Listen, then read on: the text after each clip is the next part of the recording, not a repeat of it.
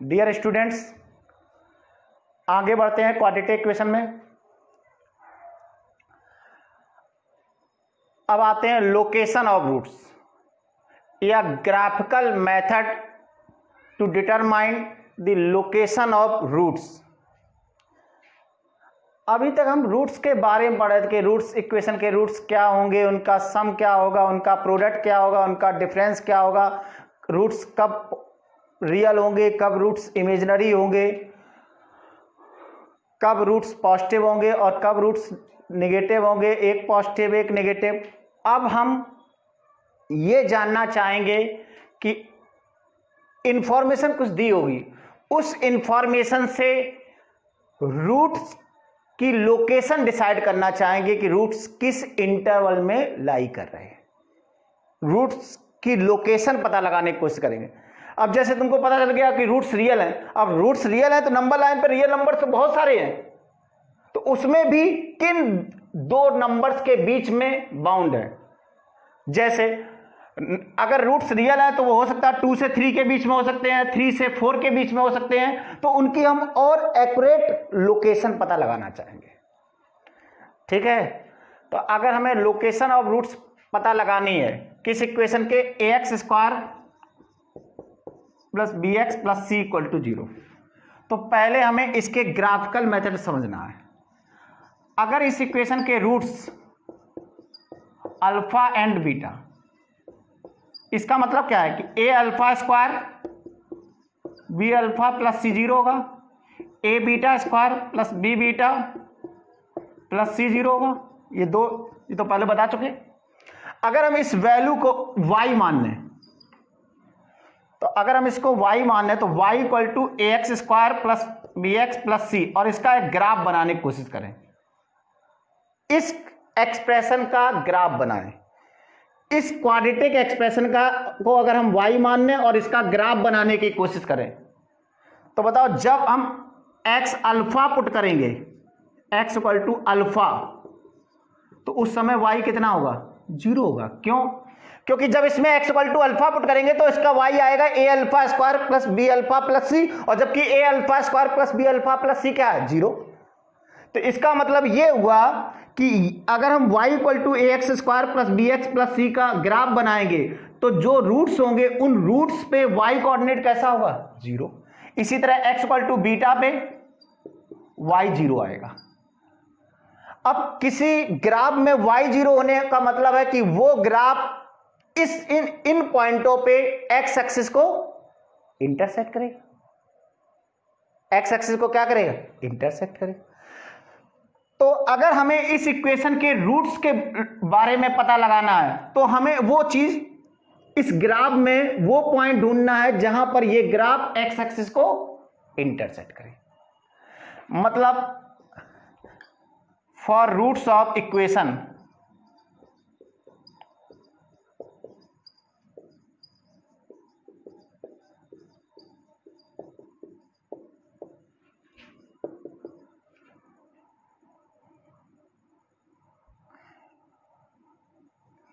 we discuss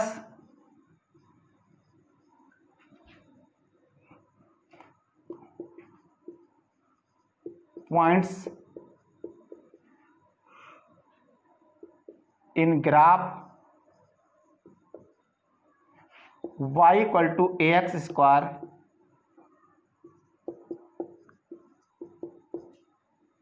where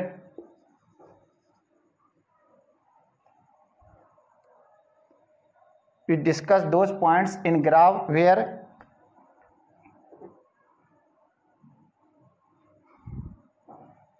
graph intersect x axis. अगर हमें इस इक्वेशन के रूट्स के बारे में समझना है तो हमें इस ग्राफ में वो पॉइंट समझना होगा जहां पर ये ग्राफ x एक्सिस को इंटरसेक्ट करे।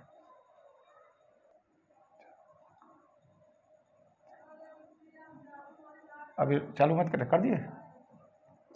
Nature of graph of y = ax² + bx + c, be a parabola. अब कैसे होगा ये सबको पता होना चाहिए। एक्स में 2 डिग्री, वाई में तो ये पैराबोला होगा, कोऑर्डिनेट में पढ़े होगे तुम सब लोग। तो इसका ग्राफ का नेचर क्या होगा, पैराबोला, ओपनिंग अपवर्ड, ए पॉजिटिव होगा और ओपनिंग डाउनवर्ड, ए नेगेटिव। ये सबको मालूम होना चाहिए। इसके ग्राफ का नेचर एक पैराबोला होगा और पैराबोला भी कैसा, आइदर ओपनिंग अपवर्ड और ओपनिंग डाउनवर्ड।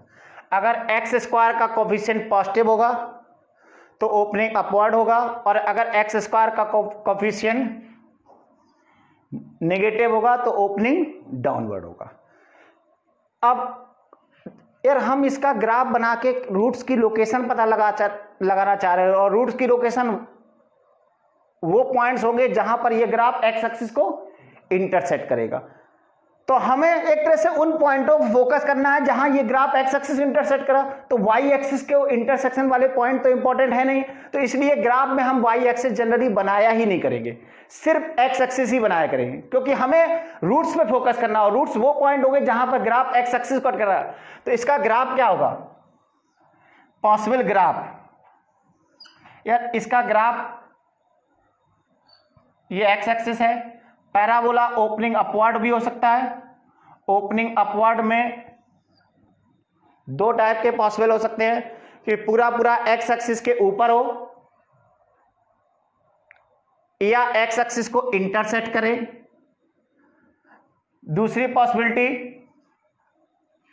ओपनिंग डाउनवर्ड हो या एक्स एक्सिस को इंटरसेक्ट करे। अब बताओ, अगर कोई ग्राफ बन रहा और वो एक्स एक्सिस को इंटरसेक्ट नहीं कर रहा, जहां पर ग्राफ एक्स एक्सिस को इंटरसेक्ट करेगा वो रूट्स होंगे। तो इसका मतलब इस केस में ग्राफ एक्स एक्सिस को इंटरसेक्ट नहीं कर रहा है, इसका मतलब इस केस में कोई रियल रूट एग्जिस्ट नहीं कर रहे। तो इसका मतलब है कि इसका डी कैसा होगा, लेस देन 0 होगा। यार अगर ग्राफ एक्स एक्सिस को इंटरसेक्ट करेगा तो उसके रियल रूट्स एग्जिस्ट करेंगे, और अगर रियल रूट एग्जिस्ट करेंगे तो उसका डिस्क्रिमिनेंट पॉजिटिव होगा। तो इस केस में डिस्क्रिमिनेंट क्या होगा, पॉजिटिव। आप थोड़ा समझना, यहां पर दो डिस्टिंक्ट रूट्स है, इसलिए डी ग्रेटर देन 0। अगर यही ग्राफ एक्स एक्सिस को टच कर रहा होता है, यहां पर अगर यही ग्राफ एक्स एक्सिस को क्या कर रहा होता, टच कर रहा होता, तो इसका डी क्या हो जाता, इक्वल टू 0। एक्स एक्सिस को टच करने का मतलब है कि यहां पर दोनों रूट इक्वल हो गए। D less than 0, graph x axis को इंटरसेक्ट या टच नहीं करेगा। डी ग्रेटर देन 0, तो ग्राफ एक्स एक्सिस को दो पॉइंट पे इंटरसेक्ट करेगा, और अगर डी इक्वल टू 0 तो ग्राफ एक्स एक्सिस को टच करेगा। इसी तरह इसमें आते हैं, इसका डी क्या होगा, ग्रेटर देन 0। यार हमें इससे मतलब नहीं है कि ओपनिंग अपवर्ड है कि ओपनिंग डाउनवर्ड। अगर ग्राफ एक्स एक्सिस को दो जगह इंटरसेक्ट कर रहा तो उसका डी पॉजिटिव होगा। अगर ग्राफ एक्स एक्सिस को इंटरसेक्ट या टच नहीं कर रहा तो उसका डी लेस देन 0। और इसी में अगर टच करने वाली पॉसिबिलिटी ले लें यहां पर, तो इस केस में डी क्या हो जाएगा, इक्वल टू। यहां पर दोनों रूट इक्वल हो गए। अगर हम इससे रूट्स बनाना चाहें तो ये अल्फा और बीटा रूट्स हैं, इसमें ये अल्फा और बीटा रूट, ध्यान देना। इसका मतलब इसका ग्राफ जब हम बनाएंगे तो इसकी ओपनिंग एक्स स्क्वायर का कोफिशिएंट डिसाइड करेगा। अगर एक्स स्क्वायर का कोफिशिएंट पॉजिटिव है तो ओपनिंग अपवर्ड होगा, अगर एक्स स्क्वायर का कोफिशिएंट नेगेटिव है तो ओपनिंग डाउनवर्ड होगा। और ग्राफ एक्स एक्सिस को कब इंटरसेक्ट करेगा कब नहीं करेगा ये कौन डिसाइड करेगा, डिस्क्रिमिनेंट। अगर डी ग्रेटर देन 0 है तो वो ग्राफ एक्स एक्सिस को दो डिस्टिंक्ट पॉइंट पे इंटरसेक्ट करेगा, चाहे वो ओपनिंग अपवर्ड पैराबोला हो या ओपनिंग डाउनवर्ड। अगर डी लेस देन 0 है तो ग्राफ एक्स एक्सिस को इंटरसेक्ट या टच नहीं करेगा, और अगर डी इक्वल टू 0 है तो टच करेगा। ये तो ध्यान रखो, ओपनिंग एक्स स्क्वायर का कोफिशिएंट डिसाइड करेगा और एक्स एक्सिस के साथ इंटरसेक्शन वाले पॉइंट डिस्क्रिमिनेंट डिसाइड करेगा। About graph y equal to ax square plus bx plus c, हम इसका ग्राफ डिफरेंट केसेस में बनाना चाहेंगे। तुम लोग भी जब ग्राफ बनाओगे तो अब y एक्सिस को दिखाने की जरूरत नहीं, सब लोग ध्यान रखना। हर ग्राफ में वाई एक्सिस का कोई इंपॉर्टेंस नहीं है, तो इसलिए वाई एक्सिस में केवल एक्स एक्सिस को दिखाओगे और एक्स एक्सिस के साथ इंटरसेक्शन वाले पॉइंट बहुत इंपॉर्टेंट। तो हम इसका ग्राफ कुछ केसेस बनाना चाह रहे हैं। पहला केस है ए पॉजिटिव और डी पॉजिटिव। ध्यान देना, इस पैराबोला का हम ग्राफ बनाना चाह रहे हैं किस केस में? ए पॉजिटिव और डी पॉजिटिव। ए पॉजिटिव होने का मतलब इसकी ओपनिंग अपवर्ड, डी पॉजिटिव होने का मतलब ग्राफ एक्स एक्सिस को दो डिफरेंट पॉइंट पे इंटरसेक्ट करेगा। तो इसका ग्राफ अगर हम बनाए एक्स एक्सिस के साथ, ये ग्राफ बनेगा। देखना, ध्यान देना, हम वाई एक्सिस नहीं बना रहे हैं, सिर्फ एक्स एक्सिस। दो जगह इंटरसेक्ट करेगा और ओपनिंग कैसी होगी? अपवर्ड। ध्यान देना, डी से डिसाइड होगा कि ग्राफ इंटरसेक्ट करेगा कि टच करेगा कि डू नॉट इंटरसेक्ट। केस 2, अगर ए पॉजिटिव हो और डी इक्वल टू 0, ठीक है, तो इस केस में ग्राफ देखो कैसे बनेगा, बोलो। अपवर्ड, ए पॉजिटिव है, अपवर्ड पैराबोला और डी इक्वल टू 0 टच करेगा, तो इसका मतलब ये ग्राफ कुछ इस तरह से बनेगा। इस केस में दोनों रूट्स कैसे होंगे? इक्वल। यहां पर दो इक्वल रूट्स हैं। जब भी कोई पॉलिनोमियल एक्स एक्सिस को टच करेगा तो वहां पर दो इक्वल रूट्स होंगे। केस 3,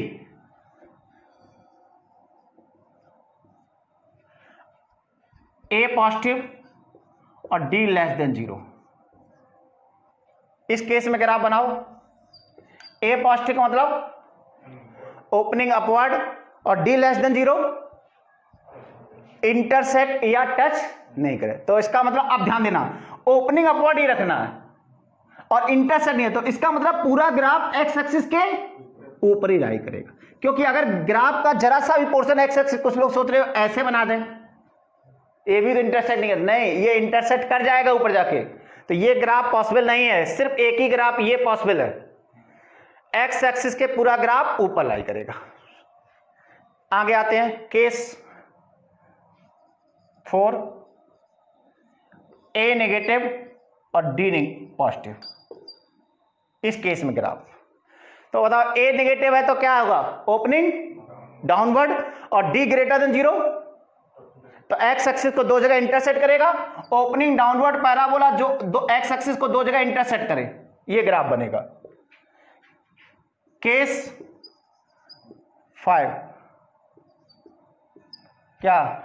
ए नेगेटिव और डी इक्वल टू 0। इसका मतलब ओपनिंग डाउनवर्ड और एक्स एक्सिस को टच करेगा या इक्वल रूट्स। केस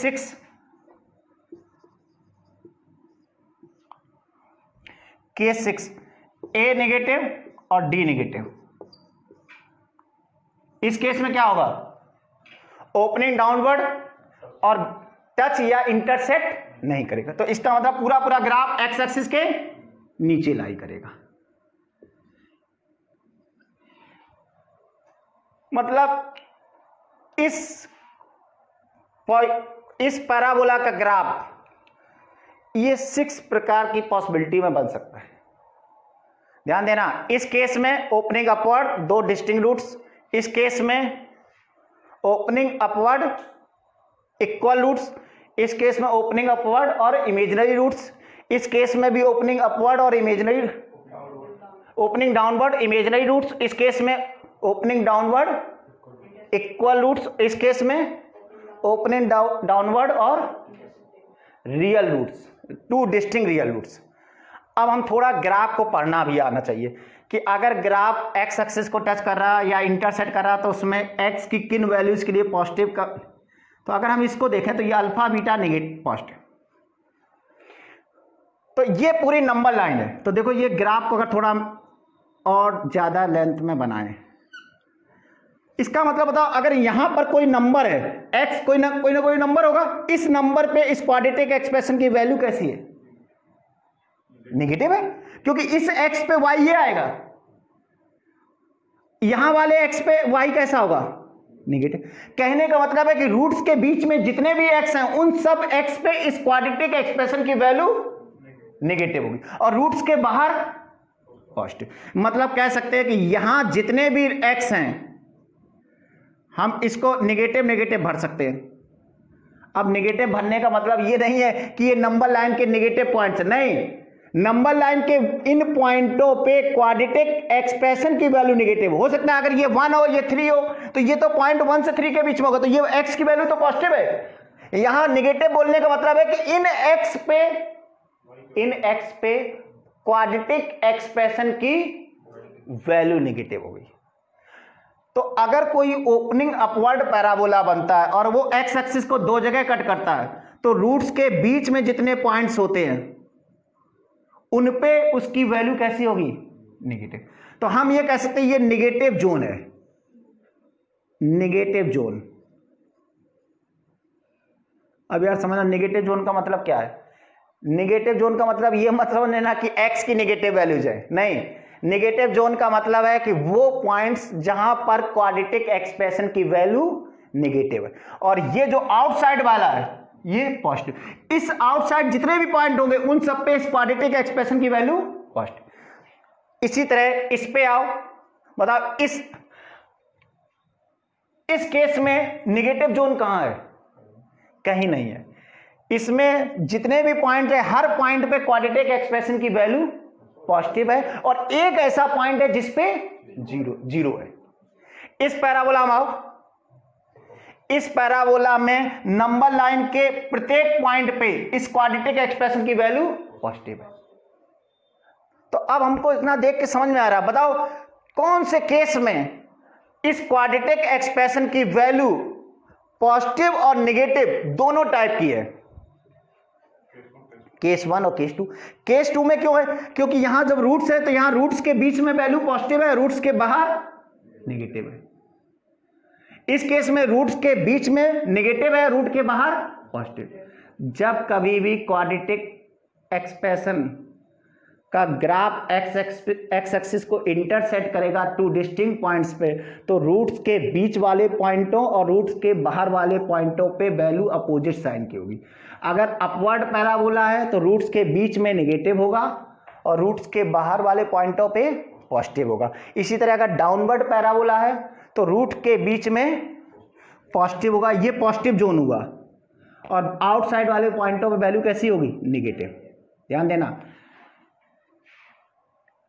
अब हमारे सामने केस 3 और केस 4, ये थोड़ा इंपॉर्टेंट है। आगे बढ़ते हैं। केस 3 और केस 6 थोड़ा इंपॉर्टेंट है। क्यों इंपॉर्टेंट है? इसलिए इंपॉर्टेंट है क्योंकि इस केस में नंबर लाइन की सभी वैल्यूज के लिए क्वाड्रेटिक एक्सप्रेशन की वैल्यू का साइन एक सा है। जैसे इस केस में नंबर लाइन की सभी वैल्यूज के लिए क्वाड्रेटिक एक्सप्रेशन कैसा है? पॉजिटिव है, और इस केस में नंबर लाइन की सभी वैल्यूज के लिए कैसा है? नेगेटिव। तो यहां से हमारे सामने एक रिजल्ट आ रहा है, उस रिजल्ट को हम अच्छी तरीके से समझ लेते हैं। ax² plus bx plus c greater than 0 चाहिए for all x minus infinity से इंफिनिटी। एक क्वाड्रेटिक एक्सप्रेशन की वैल्यू हमको कैसी चाहिए? Positive for all x। तो अगर हम उन 6 ग्राफ पे फोकस करें तो केवल एक केस ऐसा है जिसमें उस क्वाड्रेटिक एक्सप्रेशन की वैल्यू नंबर लाइन की प्रत्येक पॉइंट के लिए कैसी है? पॉजिटिव। वो केस है 3rd। तो इसकी कंडीशन क्या है? a पॉजिटिव और d नेगेटिव। ये कंडीशन आएगी इसकी क्या? a positive intersection d negative. ये सबको मालूम होनी चाहिए।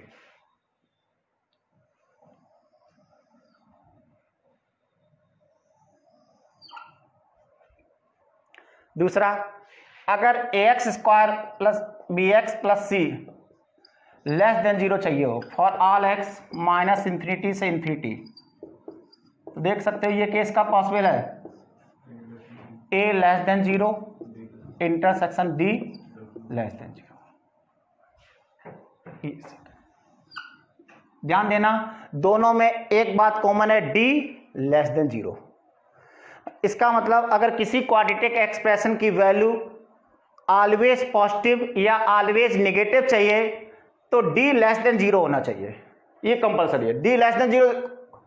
हाँ, अगर ऑलवेज पॉजिटिव चाहिए तो a पॉजिटिव होना चाहिए, जैसा चाहिए हो ए का साइन वैसा होगा। ध्यान देना, कंडीशन है क्वाड्रेटिक एक्सप्रेशन की वैल्यू जैसी चाहिए हो ए का साइन वैसा होगा, लेकिन डी दोनों केस में निगेटिव, क्योंकि जब डी निगेटिव होगा तभी ग्राफ एक्स एक्सिस को इंटरसेक्ट नहीं करेगा, और जब नहीं करेगा तभी उसकी वैल्यू या तो ऑलवेज पॉजिटिव होगी या ऑलवेज निगेटिव। इसी में थोड़ा और आगे बढ़ जाते हैं।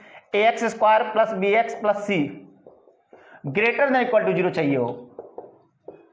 अब सबको मालूम होना ग्रेटर देन इक्वल टू का मतलब आइदर ग्रेटर और इक्वल।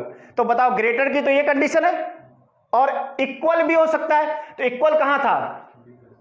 सेकेंड वाले केस में। इसका मतलब सेकेंड और थर्ड केस की condition combined condition. Second case की कंडीशन क्या थी?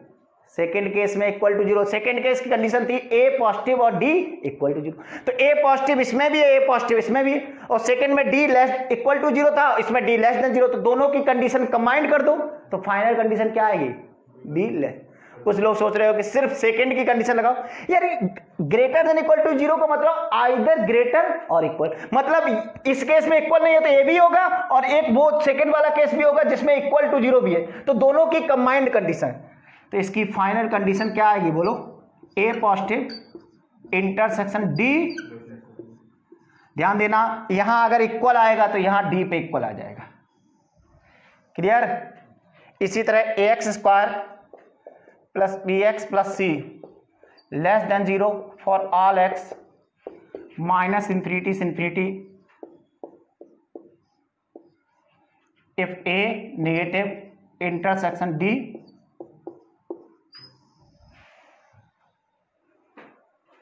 ये चार कंडीशन सबको मालूम होनी चाहिए।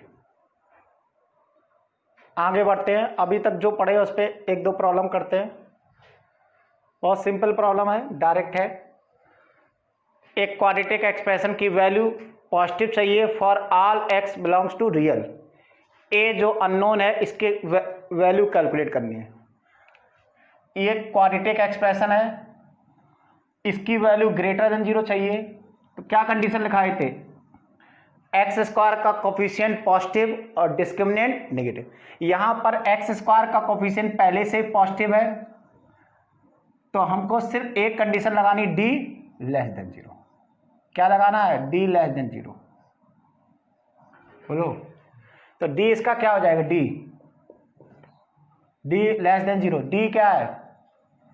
4a square minus 4ac 10 minus 3a less than 0। इसको आगे बढ़ाएंगे, 4 4 कैंसिल हो जाएगा, a square minus 10 plus 3a less than 0। आगे बढ़ेंगे तो ये a square minus a plus 3a minus 10, इसके हम फैक्टर करेंगे तो ये a प्लस 5 a माइनस 2 हो जाएगा। जब भी हम किसी इनइक्वलिटी को सॉल्व करते हैं तो पहले उस इनइक्वलिटी का नंबर लाइन पे साइन पैटर्न बनाते हैं। ये पार्ट हम इनइक्वलिटी में डिस्कस करेंगे, फिलहाल हम इसको डायरेक्ट सॉल्व कर दे रहे हैं।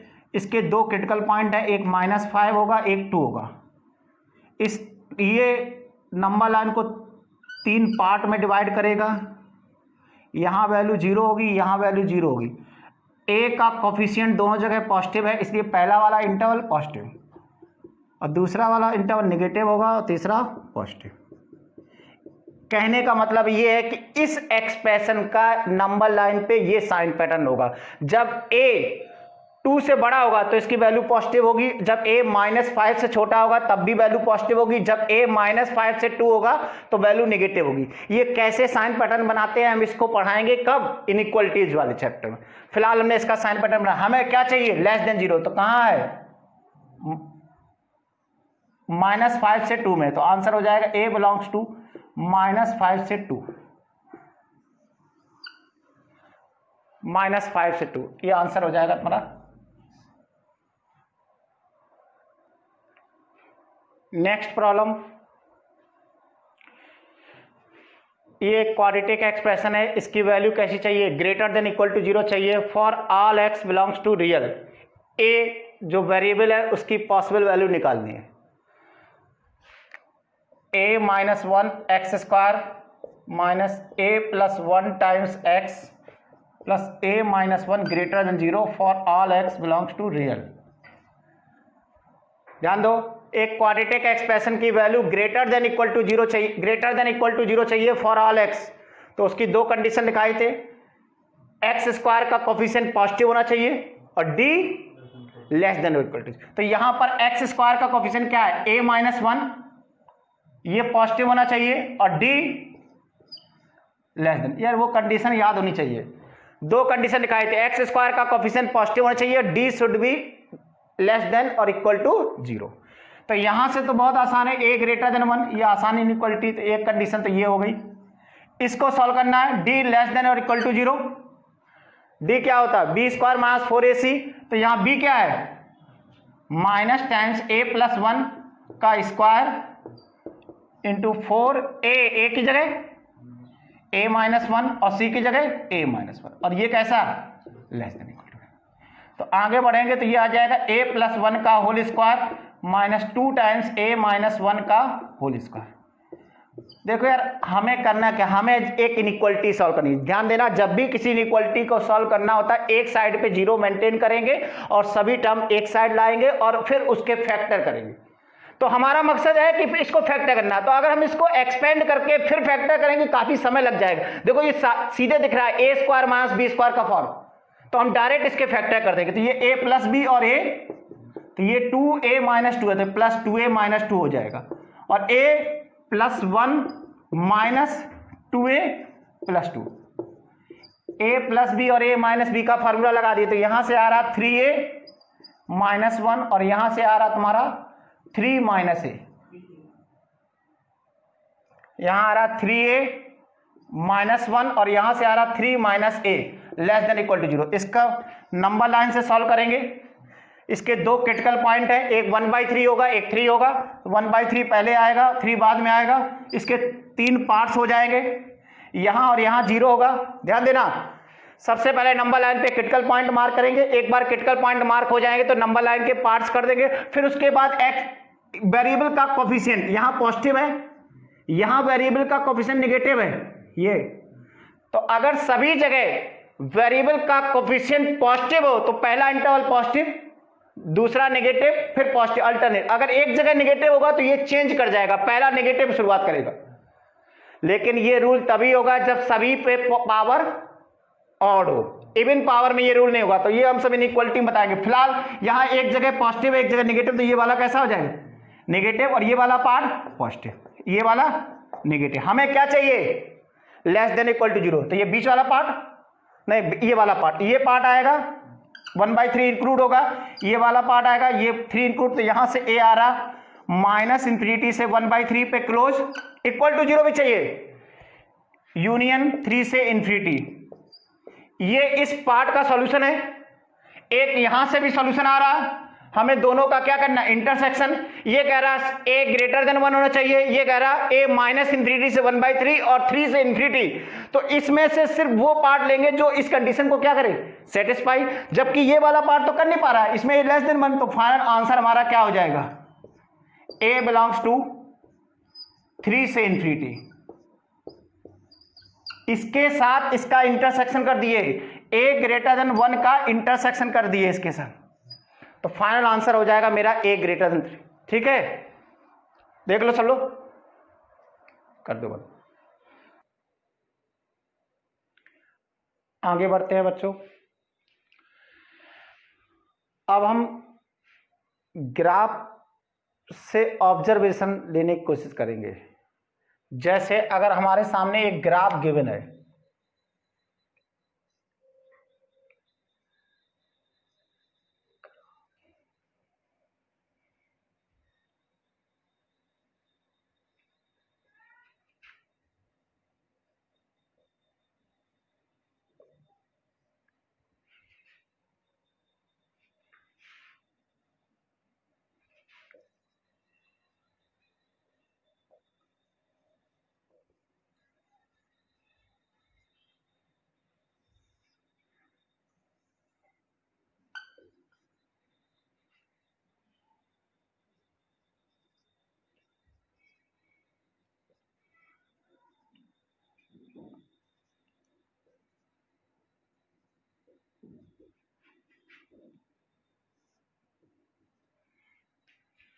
ये थ्योरी का पार्ट है। एक ग्राफ दिया हुआ है, y equal to a x square plus b x plus c का ग्राफ दिया हुआ है। इस ग्राफ से हमको इंफॉर्मेशन कलेक्ट करनी है, क्या क्या नेसेसरी इंफॉर्मेशन निकल के आएगी। तो यहां पर हम लिखते हैं इंफॉर्मेशन इंपॉर्टेंट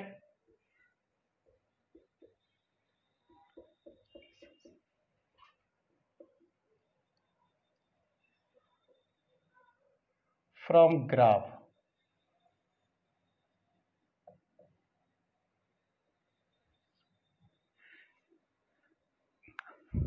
जैसे ही हम इस ग्राफ को देखते हैं तो हमको तुरंत पता चल जा रहा है कि ये एक ओपनिंग डाउनवर्ड पैराबोला है।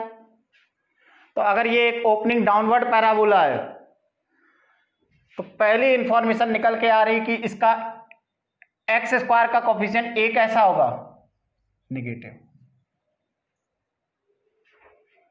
इस ग्राफ को देख के मैं डिसाइड किया है कि ए कैसा होगा, नेगेटिव। दूसरी इंफॉर्मेशन, इसका D less than zero, greater than zero होगा। कैसे पता चला इसका डी पॉजिटिव होगा?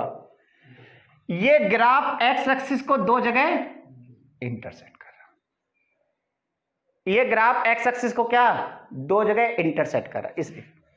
तीसरी information, equation a x square plus b x plus c equal to zero has one root in -2 से -1 एंड अदर रूट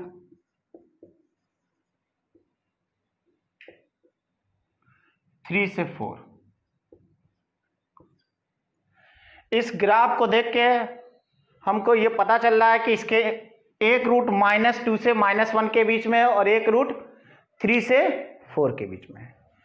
पहली इंफॉर्मेशन निकल के आई कि ए नेगेटिव होगा, दूसरी इंफॉर्मेशन निकल के आई कि इसका डी पॉजिटिव होगा, और तीसरी इंफॉर्मेशन कि इस क्वाड्रेटिक इक्वेशन के दो रूट्स होंगे, एक रूट -2 से -1 के बीच में होगा और दूसरा रूट 3 से 4 के।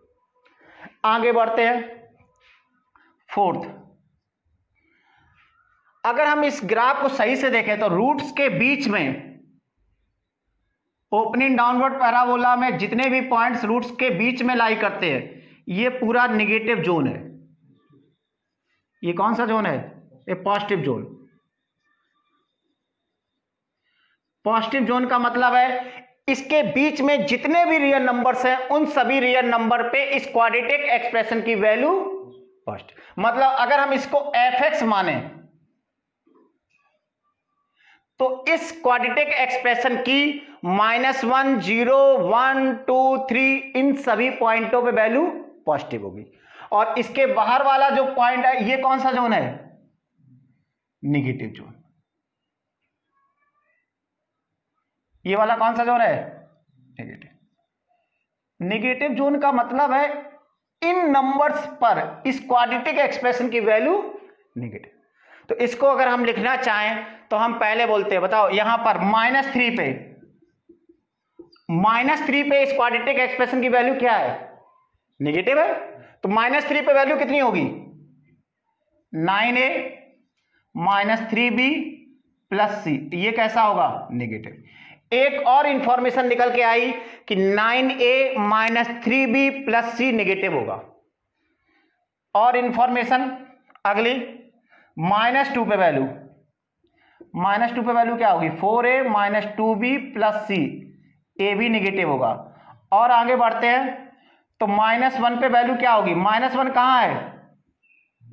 -1 पॉजिटिव जोन में है, तो -1 पे वैल्यू होगी a - b plus c greater than 0। आगे 0 पे वैल्यू c आएगी, ये भी कैसी है? पॉजिटिव। 1 पे value a plus b plus c positive. 2 पे value 4a plus 2b plus c, ए भी पॉजिटिव होगा। और 3 पे value 9a plus 3b plus c, ए भी पॉजिटिव होगा। और यहां पर लिखते हैं इसके बाद 4 पे value 4a 16a plus 4b plus c भी पॉजिटिव होगा। 5 पे value 25a plus 5b plus c भी पॉजिटिव। 6 पे value 36a plus 6b plus c positive. इसके बाद रुक जाना है।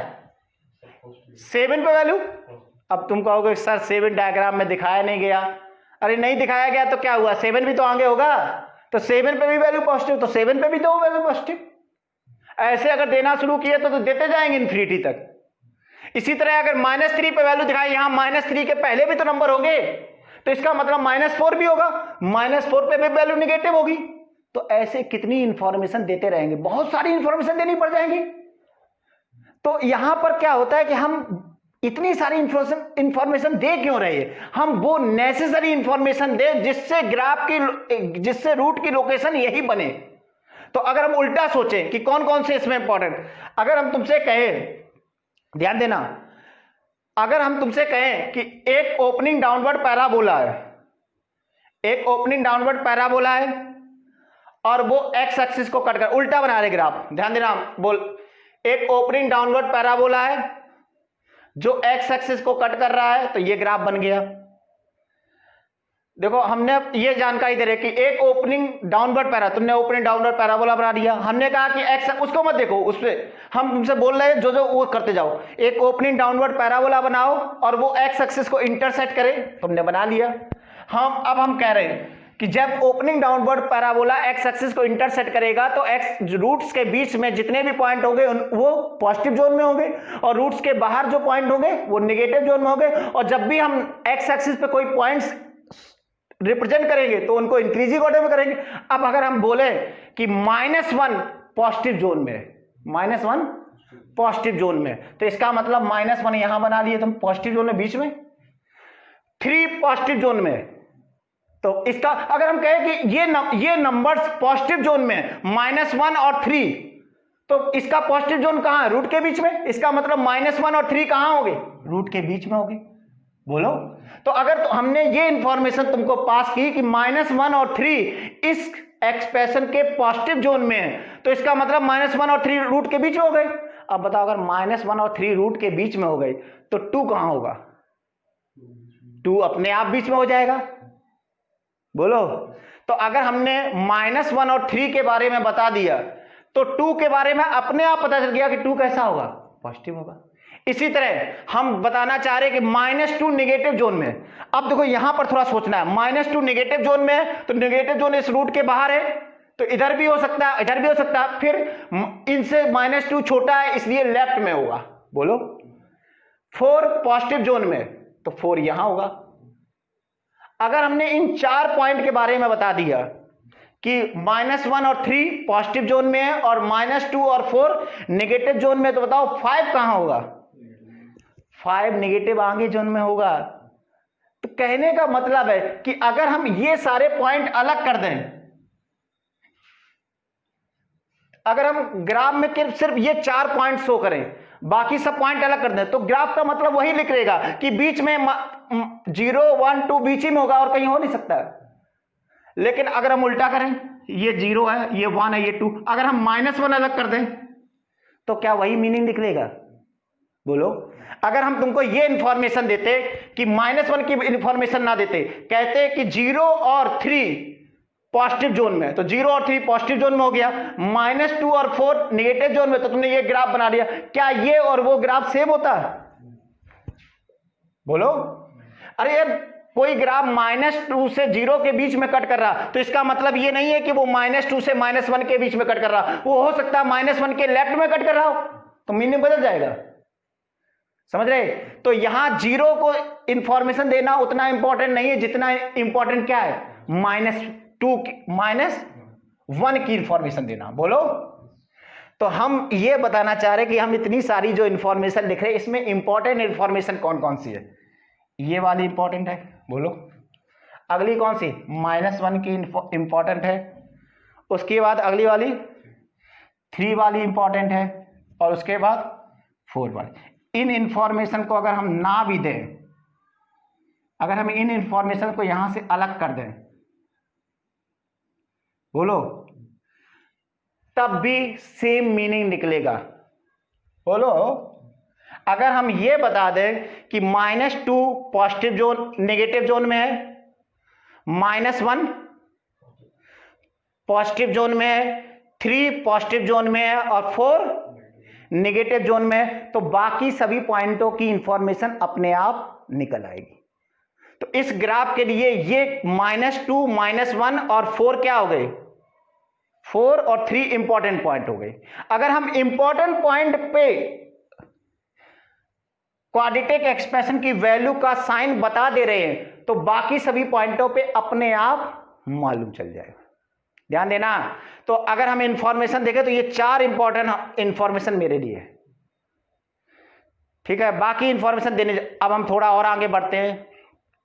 क्या ये इंफॉर्मेशन देने की जरूरत थी? क्या ये इंफॉर्मेशन अपने आप पता चल जा रही? देखो, अगर हम कह रहे हैं कि -2 पे वैल्यू नेगेटिव है और -1 पे वैल्यू पॉजिटिव है, तो बताओ, अगर कोई क्वाड्रेटिक एक्सप्रेशन है -2 पे वैल्यू नेगेटिव है और -1 पे वैल्यू पॉजिटिव है, तो बताओ दो पॉइंटों पे उसकी वैल्यू अपोजिट साइन की है, तो क्या ऐसा हो सकता है ग्राफ एक्स एक्सिस को कट ना करे? बोलो, ऐसा नहीं हो सकता है कट ना करे, क्योंकि -2 पे नेगेटिव होना है और -1 पे पॉजिटिव, तो उसको कट करना ही पड़ेगा। इसका मतलब ये इंफॉर्मेशन भी इसमें छुपी हुई है। अगर हम इसको ना भी देते तब भी यही मीनिंग निकलता ग्राफ, तब भी हम एक्स एक्सिस को कट कर। अगर हमने ये 4 इंफॉर्मेशन दे दी तो तुम ग्राफ यही बनाओगे। ये वाली इंपॉर्टेंट है, ये वाली इंपॉर्टेंट है। उसके बाद डी वाली कंडीशन अगर तुम नहीं भी देते तब भी वही मीनिंग निकलता, ठीक है। अब समझना है कि कौन से पॉइंट पे इंफॉर्मेशन देने की जरूरत है। देखो यार, जब किसी इक्वेशन के रूट्स एक इंटरवल में बाउंड किए जाएंगे तो जो इंटरवल के एंड पॉइंट होंगे, जो इंटरवल के एंड पॉइंट होंगे, वो हमारे लिए इंपॉर्टेंट पॉइंट्स होते हैं। और ये इंपॉर्टेंट पॉइंट पे हमको क्वाड्रेटिक एक्सप्रेशन की अगर वैल्यू का साइन पता हो तो हमें एग्जैक्ट रूट की लोकेशन पता चल जाएगी, रूट्स कहां लाई करेंगे। ध्यान देना, रूट्स जिस इंटरवल में लाई करते हैं उस इंटरवल के जो एंड पॉइंट होते हैं वो हमारे लिए इंपॉर्टेंट पॉइंट्स होंगे। और अगर हमें उन इंपॉर्टेंट पॉइंट्स पे क्वाड्रेटिक एक्सप्रेशन की वैल्यू का साइन पता हो तो हमें एक तरह से रूट की लोकेशन पता है, ठीक।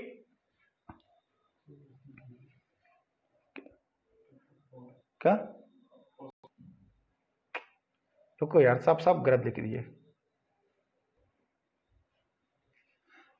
थोड़ा बच्चों इस जगह गलती हो गई है। 4 पे वैल्यू निगेटिव है तो यहां 4 पे निगेटिव है, 4 पे वैल्यू कैसी है, निगेटिव। और आगे 5 पे भी निगेटिव है, इन सभी पे निगेटिव वैल्यू है। ये अलग बात है कि हमारे लिए 5 और 6 इंपॉर्टेंट पॉइंट नहीं है, 4 हमारे लिए इंपॉर्टेंट पॉइंट है। मतलब -2 पे वैल्यू निगेटिव है, -1 पे वैल्यू पॉजिटिव है, 3 पे वैल्यू पॉजिटिव है और फिर 4 पे नेगेटिव।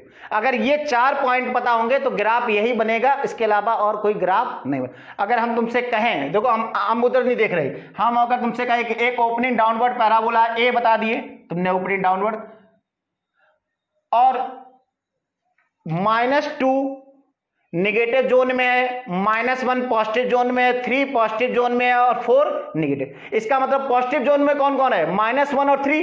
तो इसका मतलब पॉजिटिव जोन तभी एग्जिस्ट करेगा जब ग्राफ कट करेगा। अगर ग्राफ कट ही नहीं करेगा तो पूरा ग्राफ नेगेटिव जोन में चला जाएगा। तो -1 और 3 तो पॉजिटिव जोन में है, तो इसका मतलब कट करना चाहिए।